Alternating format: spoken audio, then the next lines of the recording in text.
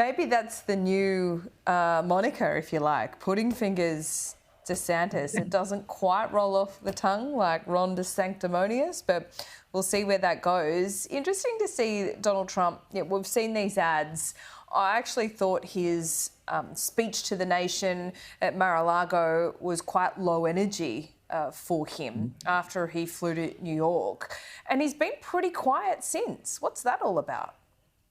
It was. It's a really good point. It's not getting nearly the attention here that I think it probably should. That speech was awful. The speech was flat.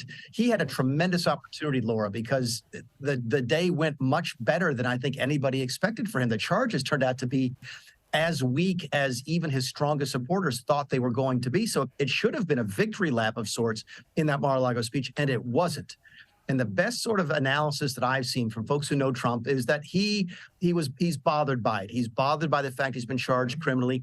He's been bothered by the fact that his wife and his youngest child were not at the speech, so we don't know what's going on there. He's been unusually quiet for the last week. Yes, his campaign or one of his affiliated groups released that putting fingers ad, but Trump himself has been fairly low profile. So it is unusual to see him this quiet.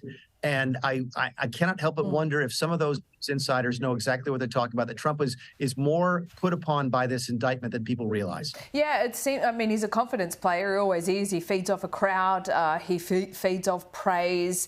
He also feeds off criticism from his opponents that he clearly doesn't respect. But where does he go now? Because, of course, it had given him a bit of publicity, the Stormy Daniels thing, and the donations to his campaign were in the millions in that week.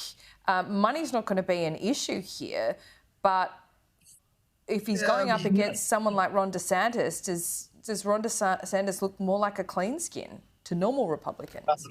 Here's the way the money shakes out, is that Trump has lost the big dollar people, the folks that could write checks for $1 million, $10 million, more than that. Okay. He's relying on people to giving $25 at a time, which is important when you're running politics and for office. There's no question about that. But he's lost those big dollar donors. It takes a lot of $25 donors to make up for a lost $1 million donor. So, yes, he's done great in terms of his grassroots fundraising. Yes, he's brought in some new donors, a lot of new donors, as a matter of fact, several tens of thousands of new donations from new people in the last week or so. That's great. But he's not made up the money. It's costing him a lot of money to raise the money that he is taking in. So for every dollar he takes in, he's spending 75 cents to get it. These are going to be problems for Trump moving forward. DeSantis is sort of cornering the market now for the big dollar donations. Nikki Haley's doing a little bit of that. Of course, Mike Pompeo dropping out will help free up some donors.